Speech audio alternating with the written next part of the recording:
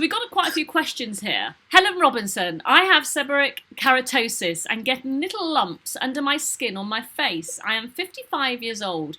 Is there any treatments that can help this? So I've seen people with these tiny little white lumps. Is that what Helen's talking about? Well, Helen's potentially talking about two things, actually. Okay. So seborrheic keratosis is something different. No one really knows what causes them, but they seem to appear as people get older, and they tend to appear on areas where skin rubs against skin or against other things, so, rubbing against clothing. So under the armpits, around the neck, those are the sort of common areas, really. There may be some UV exposure that relates to these things as well. They are entirely harmless, so that's good news. They're completely benign lesions. They're normally kind of pale skin-coloured, or potentially light brown or darker brown, or sometimes quite dark, flat, stuck-on looking things with a scalloped edge. They're often quite greasy, and they have a very rough, cracked surface. So to a lot of people, they can be quite unsightly, and they can actually look quite dramatic. So skin cancer is often quite insidious and subtle, whereas these seborrheic keratoses, which are far more common, I think a lot of people have probably seen potentially, older men on the beach with these sort of stuck-on barnacly things on. Yeah, those are the seborrheic keratoses. I sort of liken them to sort of patches of lichen on my sort of on my stone walls in my back garden, really. So they look as if someone's taken them, put a bit of glue on the bottom of them, and stuck them on you. And so is there anything that can be done? Sometimes they kind of come off by themselves. Because they are physical entities, they would need to be physically removed. So the smaller ones can be treated with things like liquid nitrogen cryotherapy, which sometimes I'll do in my clinic. Privately, they can be scraped off, so that's a curettage and cautery. They can be removed by other sort of physical means as well, including surgery, which I probably wouldn't particularly recommend. Laser ablative treatments could remove these as well. The little white spots that Helen's talking about are probably something called milia. So milia, also called milk cysts. Now, those can be treated. So retinol products are very good, actually. So retinol products help with the skin turnover. So that can help to prevent these things forming. It can also help once they have formed. Using exfoliation and making sure that you use a decent cleaner on your face, cleanser on your face, will also help. There's supposed to be certain lifestyle methods that are helpful as well, such as cutting down on things like fat and alcohol and things like that. They can also be a result of trauma. And so actually people have laser treatment with chemical peels. It could result in these, and those are sort of secondary milia, and that's where the sweat glands get clogged up and locked up. But generally, to remove the milia, you would probably have to go see a dermatologist. And they would use a little device, or they would use a little needle and just kind of poke the top and squeeze it out. So it's quite satisfying. They can be linked to certain conditions. There is something very rare called porphyria cutaneatada, which I've seen a few times, and that condition results in some milia as well. That can be around the face and on the hands. So ultimately, I think if this lady wants those little small white dots treated, she should probably see a dermatologist. Okay, and you can be contacted on Dr. Nguyen at absolutecollagen.com. I can indeed, and so that'd be brilliant. Very free to answer any questions from anyone, absoluters, anyone really. Super. And I will do my very best to give you an answer in a timely fashion. Fantastic. You mentioned retinol then, and I am always a little bit dubious about retinol because you've got to be really careful how much you use and the strength and going out in daylight. So we have got a new serum coming out, and we've used Bakachoi, which is the natural healthy alternative to retinol, because you do have to be quite careful. It always comes with a warning, and that always worries me a little bit, especially putting it on your face. Well, there's a few myths about retinol that can be debunked to some degree. I mean, it's a retinoid, so there are various retinoids. So the stronger retinoids can be prescribed by your dermatologist, and they can be really good for, orally. They can be used for treating lots of skin conditions, including things like acne vulgaris, pityriasis rubripilaris. But you can get sort of various topical formats of retinoids, including tretinoin, which is available as a gel or a cream, and that's more potent. The retinol is more sort of the over-the-counter sort of beauty treatment. The 5% retinol is said to be the best concentration. It's generally recommended to use overnight. though actually the whole photosensitivity thing is probably overblown a bit. But it can cause a lot of reddening and kind of irritation on the skin, so people need to be quite gentle when they start using it. And read the instructions. Yeah, build it up and read the instructions. That's always the best thing, isn't it? That's always the instructions with any of these sort of topical remedies. Anyway, you need to kind of slowly build them up, really. Okay. So, yes. So, Roseanne, my question is, around my nose can get quite red. Is there anything I can use for this to bring down the irritation? So I'm just talking around here. Yeah, I mean, redness around the nose, actually, you have to think about why it's there and what's causing it, really, and you need to treat the underlying cause of redness. So I think trying to cover it up with concealers and things like that is probably not a good idea. Yeah. It might make it worse. So there are quite a few things that can cause redness around the nose, so she has to be quite careful about what the actual cause is.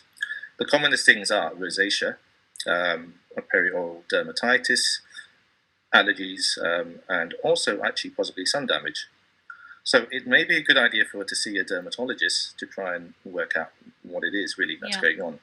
So even in the absence of actual formal diagnosis of rosacea, she may have lots of broken blood vessels, sort of spider veins and capillaries around the nose, and they can be quite unsightly and cause irritation. There are various treatments for these sort of things. So they're anti-inflammatory, so they're prescribable anti-inflammatories you can get from your dermatologist. So this could be mild to moderate potency steroid topically, creams, ointments.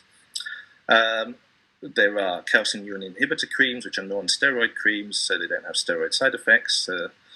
Something like Elidel, which is quite mild, will probably be quite suitable for the nose area. There are newer treatments with nicotinamide or niacinamide in it, which once again is an anti-inflammatory and not a steroid-based one. There are actually lots of natural anti-inflammatory products as well, so licorice extract, rosemary, chamomile, comfrey, allantoin. So there's quite a variety of things if she wants to kind of reduce that irritation and redness. So like I said, it's quite key to find. She needs to find out what is causing the redness really and get a diagnosis first. Yeah. And obviously when using something, because there is quite an array of products out there, to make sure you use one, stick to it, see if it works. If not, then move to the other, rather than just trying all different ones at the same time. Yes, I mean, the important thing to do as well is that to avoid any kind of contact allergy or contact irritation, you probably want to try it a little bit first and kind of leave it overnight or for a few days just to see whether, you've had a reaction to it. Yeah, that's a really good tip. Everyone's skin is different, so, I think you need to try and tailor things for yourself and for your skin. Yeah. Okay, so Jan, my question is age spots on my face. I have several now. Why do they suddenly appear? And can I do anything to fade them? I am not a sun worshipper. I never sit out for hours on end. I'm 65 in a couple of weeks. Many thanks. So, yes, the age spots or the sunspots, or they call them solar lentigos or lentigo senilis, these are basically, it's pigment, so it's hyperpigmentation. So the epidermis is the top layer of your skin. That's a sort of waterproof layer that kind of keeps the outside and sort of, the inside of your skin inside. The basal or the bottom layer, that is where the pigment will kind of collect. And that is often due to overexposure to the sun. And while she's been very careful, I guess she's had 65 years on the planet, so that's kind of 5 years of exposure. There is also often a big genetic factor in this as well. So if you have family history of these age spots, then you're more likely to get it. If you have a fairer skin type, you're also more likely to get it. Also, if you have darker skin type as well, you can get more pigmentation issues. People with Asian skin type have a thinner stratum corneum, so they have a thinner top layer of the epidermis. So actually, they are actually more prone to these sort of pigmentation issues. So the pigment sits there right at the bottom layer of your skin. And also, as you get older, you actually end up with less of the melanocytes, so that's your pigment-containing skin cells. But they often get larger and they tend to congregate. So it's one of these things where nature's a bit cruel. As you get older, you're more likely to get these sunspots. So I don't think it's anything. Sounds like she's been really careful with the sun, so she's done the best she can on that front. So and to keep being careful. In order to remove them, there are various ways of doing that, really. So there is something called hydroquinone, which is essentially a skin bleach, but that has to be prescribed by a dermatologist. That can be very effective. There are natural versions of that. So anything that contains arbutin, something like bearberry extract, will cause you to naturally produce hydroquinone. There's something called alpha hydroxy acids. These are sort of mild acids which will kind of dissolve the top layer of your skin, so it's like a gentle chemical peel. Glycolic acid is probably the most used one. Lactic acid, salicylic acid, kojic acid, which is derived from sake production. So lots of different type of things to just peel away the top layers of your skin and brighten things up and even your skin tone.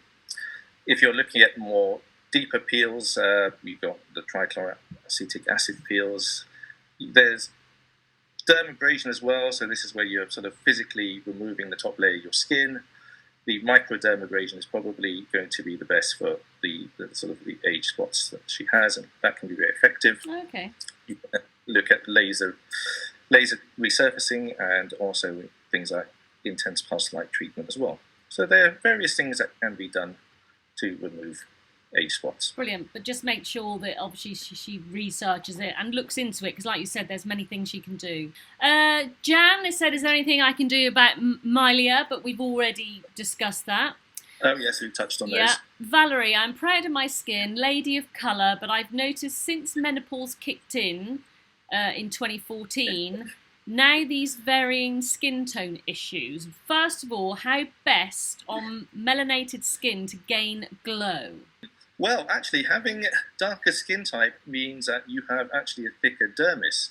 So there's that kind of stereotypical kind of phrases, sort of black doesn't crack and Asian don't raisin. So you have thicker dermis, you have more collagen, you have tighter collagen bundles, so your skin's going to stay firmer, plumper, and for longer. So you're less likely to have wrinkles and lines. So actually, darker skin types are likely to look less aged with time. And actually, the darker skin is, the pigment in the skin is a natural sun protection, so you're likely to have less UV damage as well to your skin. Sure. So those are the good things. The bad things about darker skin type, in a way, is that you tend to produce more oil and you have also more transepidermal water loss. So if you want to have a good glow in your skin, you need to keep your skin well hydrated. And you're going to need to do that sort of from within, so drinking plenty of water. Ceramides are very important for your skin moisture as well, so using a moisturizer like the CeraVe products. So these have got sort of multi-vesicular emulsion technology. They've been developed by Dermatologist. They're quite new products, and they've got ceramides within the product, and that is a very good moisturizer for darker skin types. That's really Other interesting. things the alpha hydroxy acids that I talked about earlier, they're quite good at evening out skin tone. So if you're having sort of, patchy pigmentation problems, those sort of treatments are very helpful. Retinol is always good for the cellular turnover as well. Making sure that you wash your skin properly and exfoliate it properly is also very important, especially before you go to bed. So you tend to collect lots of pollutants and dirt and grime during the day that really kind of clog up your pores and your skin. So giving that all a good clean is good. And I said, if you really want a glow on your skin, those sort of skin brighteners and skin toners, especially the alcohol-free skin toners, are very great. And also for that sort of Hollywood glow, skin reflective creams with things like pearl powder in it, or skin diffusing creams, can give you that sort of almost sort of filtered look, really, I guess. Okay. We have very few people of colour that use our product, and it's because they've got great skin. And a lot of them, like you said in your history, your mum cooked up bone broth for you, and you ate the chicken skin and everything. The fish skin and stuff. The chicken skin, exactly, is a real delicacy. Valerie's number 2 question: how do I best protect my skin in sunshine, and can I reverse sun damage on melanated skin? Well, the sun protection things I think I've gone through, really. So even if you have darker skin type, the UVA rays are still... Well, I mean, you've got UV is mostly made up of UVB and UVA. The UVB has got a shorter wavelength, and it's got more high energy, and that basically will target the top layers of your skin, and that causes the most types of skin cancer. and it causes DNA damage in your skin. The UVA is of lower energy, with longer wavelength, it penetrates deeper. So that will cause damage to the deeper structures. So you need to use a sunblock that will protect you from UVB, UVA. So you need to check the ratings of your sunblock products. So that's your sun protection. Wearing things like hats, long sleeves, and avoiding the midday sun, once again, is key. In terms of reversing sun damage, that's a very interesting question, actually. So you minimize your sun exposure. You can reverse some of the damage that's been done by making sure you take things like collagen, like the Absolute Collagen, which will replace any collagen that's been damaged. Yeah. Foods that are rich in antioxidants will help to sort of regenerate things like your elastin. Making sure that you use topical antioxidants like the vitamin C will be helpful. In terms of actually reversing specific sun damage, there are various products out there which I prescribe quite regularly, actually. So a lot of people come to see me with sun damage. And the sun damage they mostly come to see me with something called actinic keratosis. So this is where it's like having a tan isn't a good thing either, because when you're getting a tan, that generally means that your skin cannot tolerate the amount of UV that is around and is darkening you up to kind of protect you. Sometimes how the skin protects you later on, especially later on in life, is that it starts to over-proliferate or overproduce itself, and you get these sort of red, scaly, non-healing areas of skin, and that's something called actinic keratosis. So very common in sun-exposed areas like the scalps of men, on the face, hands. And those areas can be treated with various things. So there's something called Effudix, which is 5-fluorouracil. It's essentially kind of a chemotherapy cream. And that will target your immune system to kind of get rid of these bits of sun damage. So there are things that kind of will get rid of sun damage. But for those sort of things, you'll need to see your dermatologist. And she also asks, on the melanated skin, there's some white pigmentation showing. Yeah, so that would be hypopigmentation, and that's kind of it's one of those things where nature can be a bit cruel. So if you've got darker skin, you get white patches. If you've got fair skin, you end up with darker patches.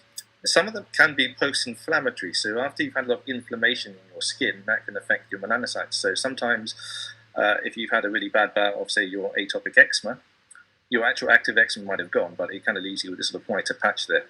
It may be an idea for her to get a diagnosis of that. So you can get vitiligo, which is a condition causing hyperpigmentation in your skin. Can be after injury and trauma. Can be after an inflammatory skin condition. You can have a yeast infection in your skin, a tinea vesicular, which can cause that. You can also get something called pityriasis alba, which is kind of linked to atopic disease, which causes kind of lighter skin patches on your... also you can get this thing called guttate hypomelanosis, which is kind of idiopathic, which means it just happens. So I would suggest that she may maybe get a diagnosis of what's causing the hyperpigmented patches on her skin. There are various treatments. Well, actually, there are not that many treatments to kind of repigment the skin. It's actually more difficult than getting rid of pigmentation. So the kind of treatments that can be done can be UV treatments. So you can actually have UV light treatment to kind of repigment those areas of skin. That's quite potentially a long-winded course of treatment. There is something called an eczema laser, which actually will give you a more concentrated burst of the UVB. So rather than taking 20 to 30 sessions in the standard UVB light box, this can be done in about 4 to 8 sessions. Penelope, I'm 70. I've very good skin. I'm very slim, which I think enhances my dreadfully lined face. She says her jawline needs lifting and tightening for sure. Do expensive face creams do the trick, or do I need surgery? Well, Penelope, whether you need surgery or not, that's a decision you've got to make. But so do the expensive face creams work in lifting? Well, that's a difficult question because, for example, if you talk about collagen creams, I can't see how they would work because essentially collagen's a really large molecule. Yeah. So by Dalton weight, it's massive. So it's actually not going to get through your epidermis, your stratum corneum, and to the dermis where it needs to get. And even once it gets there, it can't be incorporated really. So yes, I would say collagen creams definitely wouldn't work because they will essentially not get to where they need to. Yeah. So the only effect you're going to get from things... So a lot of the expensive creams, a lot of the ingredients, there isn't a lot of evidence for them working. So what you're getting is probably the moisturising effect of the cream vehicle or the ointment or the lotion or the oil, whatever the supposedly active ingredients contained in. So yes, jaw lift, I mean, there's lots of different ways of lifting the jaw, I guess. Non-surgical jaw lifts include things like microcurrent therapy. So that sends a little current in the skin and it helps the sort of muscles of your skin. So even just doing facial exercises may help. I was going to say that musculature of your face. Face yoga. There's some ladies that I had a virtual coffee with the other day from Luminous Face Yoga. So that seems to be, if you exercise your body and it works, it should work on your face. So yeah, maybe give that a go. Absolutely. I mean, if you tone your face up, that'll help. Yeah. Sometimes, actually, having a little bit of fat padding in the cheeks is also. I agree. Very good. This is why this is why I keep my couple of stone, Dr. Nguyen. but it's true, though. Well, you're looking fantastic, Maxine, so clearly it's working. But it's true, when you carry a bit of weight, and women of a certain age, it does help. Yeah, absolutely. So, there are thread lifts as well, which can just lift up the skin as well. Radio frequency. I mean, a lot of these treatments actually are designed to kind of stimulate collagen production. Yeah. It can take about 8 to 12 weeks for your fibroblasts to make collagen. So with the radio frequency, they're trying to heat up your dermis in a controlled way that causes sort of damage. And then what happens is your fibroblasts go, oh God, my collagen's damaged. Let's make some more collagen. So it generates more collagen. Microneedling does the same. It's a sort of micro damage under the skin, which stimulates collagen production. The ultrasound, therapy is the same as well, once again, to cause a bit of lift. Botox injection to your masseter muscles is supposed to help give you that sort of more V shape, really. You could also have some fillers into your jawline to kind of, enhance it a bit more, sort of contouring therapy. These sort of problems are potentially quite specific to the person, so, they should probably seek some professional advice on that in person. And keep taking Absolute Collagen and perhaps look at some face yoga and see how that goes. So Chris has asked about collagen topically, and I think you've just answered that. And Chris has also mentioned CeraVe skin products. Now, you've mentioned that, and I was looking at them myself this morning, actually. So you were saying they're created by dermatologists. They are. I mean, the basic gist of CeraVe is, essentially it's like a slow-release moisturising formulation. So they have said that you really only need to apply it once a day, which is kind of fantastic, really. Well, for me it is, because actually I see a lot of people with dry skin conditions. So someone with atopic eczema, they have to apply moisturiser at least 4 times a day. Yeah. That's because their skin's losing moisture, so they've got impaired skin barrier function. So their kind of transepidermal water loss or their moisture loss is greater. Something like CeraVe, because it's helping replace the ceramides in the skin, and it's got this multivesicular emulsion technology. It does this in a slow release format, so for people who don't have a dry skin condition, it's probably even better, because you can put the one lot of moisturiser on and it'll just help hydrate your skin throughout the day. She also says, I say she, Chris might be a man. What would you recommend as a good skin routine? I mean, are you saying, like you said earlier, good cleansing, good moisturising? Well, you need to personalise your skin routine, but the basic principles will be that you need to have a good cleanser, a gentle exfoliator, possibly something with alpha hydroxy acids in it. You can have a skin toner as well to help it sort of, open pores and things like that. You will need to hydrate well from within. You will need to try and replace the moisture in your skin. So using something like the CeraVe products are convenient, and they've got good scientific evidence and back up, really. And yes, I mean, using something like retinoid overnight to help with that skin cellular turnover, using an antioxidant cream or serum during the day, vitamin C, vitamin E will also be helpful and help kind of protect your skin. There's a bit of controversy about vitamin C, whether it should be nighttime or daytime. I would say you should go for the formulation. So if you want to put vitamin C during the day, make sure that it says it's a daytime formulation. Right, that's interesting. Maria says, I had chicken pox, which has left scars on my back. Is there anything I can do? Well, first of all, sorry to hear you've got scarring, Maria. The chickenpox scars really are kind of really shallow, little depressed oval scars, so they're sort of sunken in a bit, really. So what you would need to do is there's not a lot of kind of effective topical treatments for scarring, really. Once again, retinol will help with cellular turnover because once again, retinol also encourages collagen production. I was going to say, we get lots of people with scarring using collagen, especially after cesarean things. That could work.